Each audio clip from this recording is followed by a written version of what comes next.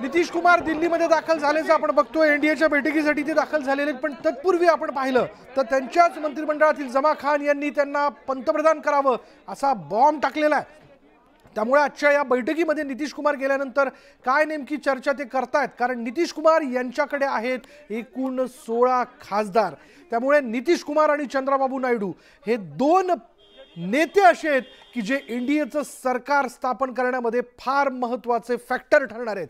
आणि त्यामुळे आजच्या या बैठकीमध्ये बार्गेनिंग करत असताना, कारण या दोघांकडे प्रचंड अशी बार्गेनिंग पॉवर या अर्थाने, कारण या दोघांचाच जर पाठिंबा असेल तरच एनडीएचं सरकार जे आहे ते स्थापन होऊ शकतं। त्यामुळे गेल्याच काही कालावधीमध्ये स्वतःवरती पलटूरामचा शिक्का लावून घेतलेले नितीश कुमार, ज्यांना खरं तर भाजप अशी जाणीव करून देतंय का की तुम्ही पुन्हा एकदा आमच्याकडे आलात तर परत एकदा सरकार स्थापन करत असताना राज्यातलं आम्ही तुम्हाला मुख्यमंत्री केलं, त्यामुळे यंदा तुम्ही आम्हाला सोबत करा आणि पंतप्रधान पदाचा आग्रह धरू नका, असं काही त्यांना सांगितलं जातंय की नितीश कुमार थेट पंतप्रधान पदाच्या मुद्द्याला घेऊन चर्चा करतील आणि आपली मागणी समोर ठेवतील, हे बघावं लागेल। त्यामुळे आजच्या या एनडीएच्या बैठकीत जी पंतप्रधान नरेंद्र मोदींच्या अध्यक्षतेखाली पार पडते त्यामध्ये काय नेमकी चर्चा केली जाते। जर पंतप्रधान पद देणार नसतील तर मग इतर कोणती महत्त्वाची खाती जी आहेत ती दिली जाऊ शकतात, हा देखील महत्त्वाचा मुद्दा आहे किंवा त्यावरती देखील चर्चा होईल का। अधिक माहिती आपण जाणून घेऊयात। आमचे प्रतिनिधी प्रशांत लीला रामदास आपल्या बरोबर आहेत।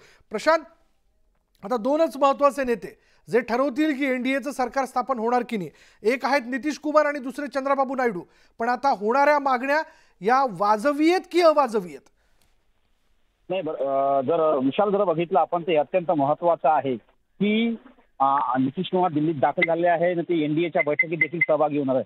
पण या घडीला हे अत्यंत महत्त्वाचं आहे की आता दोनच किंग मेकर राहिलेले आहे। एक किंग मेकर आहे टीडीपीचे, दुसरे किंग मेकर सुनना नहीं चाहता है, काम की मुद्दे की बात सुनना चाहता है।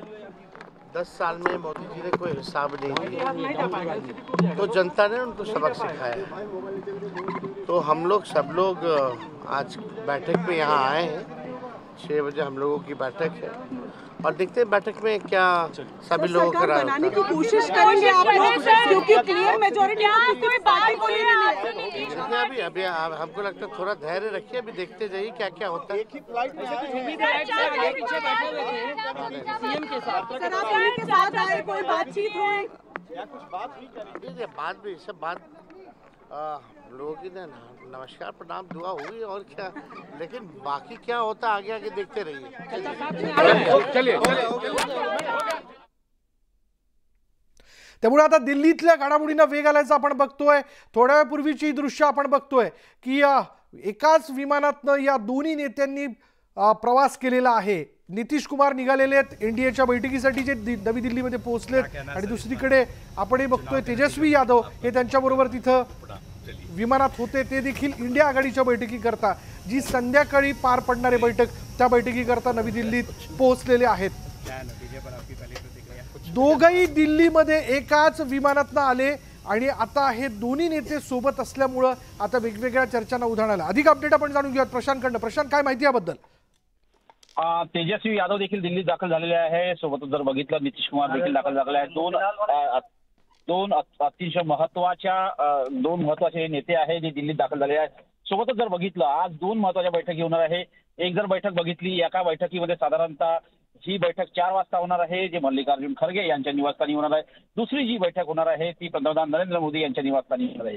एक एनडीए आघाडीची बैठक आहे, दुसरी राष्ट्रीय लोकशाही आघाडीची बैठक आहे। दोन्ही बैठकींमध्ये पंतप्रधान पदाचा मुद्दा हा सर्वात प्रमुख असेल। एकीकडे दबाव आणला जात आहे राष्ट्रीय लोकशाही आघाडीमध्ये की राष्ट्रपतींना समर्थनाचे पत्र जे आहे ते निश्चितपणे टीडीपी आणि चंद्रबाबू नायडू यांच्याकडून आणि सोबतच जर बघितलं तर नितीश कुमार यांच्याकडून मिळावं यासाठी भारतीय जनता पक्ष जोरदार प्रयत्न करत आहे।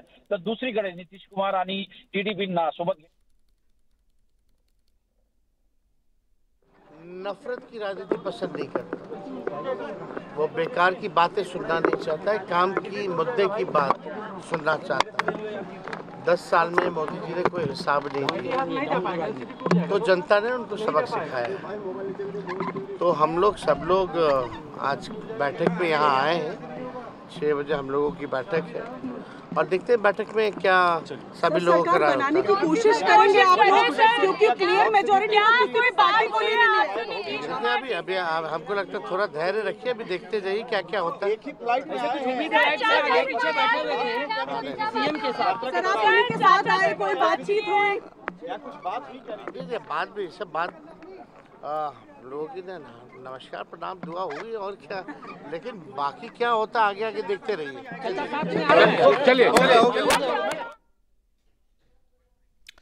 आणि एक महत्त्वाची ब्रेकिंग न्यूज आहे की आज एनडीएच्या बैठकीनंतर नितीश कुमार मोदींच्या नेतृत्वाखाली सरकार स्थापन करण्यासाठी राष्ट्रपतींना पाठिंब्याचं पत्र देतील। जेडीयूचे नेते केसी त्यागी यांनी याबद्दलचं वक्तव्य केलेलं आहे। केसी त्यागी यांनी म्हटलंय की आज एनडीएच्या बैठकीनंतर नितीश कुमार नरेंद्र मोदींच्या नेतृत्वाखाली सरकार स्थापन करण्याबद्दलचं पत्र जे आहे ते राष्ट्रपतींना देऊ करतील। त्याच्यामुळे आता बघूयात की आजच्या या बैठकीमध्ये काय नेमकी चर्चा केली जाते। एनडीएच्या या बैठकीत नितीश कुमार काही आपल्या मागण्या ठेवतात का आणि त्या मागण्या भाजप मंजूर करणार का, मान्य करणार का? आणि त्यानंतर आपण जर पाहिलं तर दोन महत्त्वाचे किंगमेकर आहेत, एक चंद्राबाबू आणि दुसरे आहेत नितीश कुमार, ज्यांच्या पाठिंब्यावरती एनडीएचं सरकार जे ते बनू शकणार आहे। बोलूयात प्रशांतशी। प्रशांत, आज नितीश कुमार आपल्या पाठिंब्याचं पत्र देणार का? आज ज्या पद्धतीनं दावा केला जात आहे, जेडीयूचे नेते आहेत त्यागी यांनी स्पष्ट केलेलं आहे, ते समाजवादी पक्ष ज्यांच्यातील संयुक्तचे ते सरचिटणीस आहे, त्यांनी दावा केला आहे की आज जर बघितलं आपण तर आज राष्ट्रपती द्रौपदी मुर्मू यांना जेडीयूच्या वतीनं राष्ट्रीय लोकशाही आघाडीला पाठिंबा देण्यात येत आहे, अशा प्रकारचं एक समर्थनाचं पत्र देण्यात येईल अशा प्रकारची माहिती पुढे आलेली आहे। पण ते एनडीएच्या बैठकीनंतर होणार आहे, त्यामुळे एनडीएच्या बैठकीत काय निर्णय होतो हे देखील पाहणं अतिशय महत्त्वाचं आहे। भारतीय जनता पक्षाचा जोरदार प्रयत्न आहे की आजच सत्ता स्थापनेचा दावा करायचा आणि सत्ता स्थापनेचा दावा करून निश्चितपणे आगामी 2 ते 3 दिवसामध्ये शपथ ग्रहण करायचा असा प्रयत्न हा एनडीएचा आहे। त्यामुळे आजची ही बैठक अतिशय महत्त्वाची आहे। ज्या बैठकीतून नवीन पंतप्रधान कोण असेल यावरती अंतिम निर्णय होणार आहे। आजच्या बैठकीमध्ये कोण कोण उपस्थित असणार प्रशांत?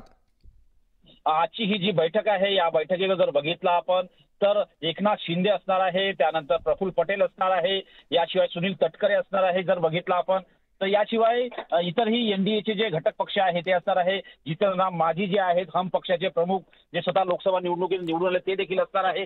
यामुळे सगळेच महत्त्वाचे नेते या बैठकीला उपस्थित असतील। प्रशांत, धन्यवाद या सगळ्या माहितीबद्दल।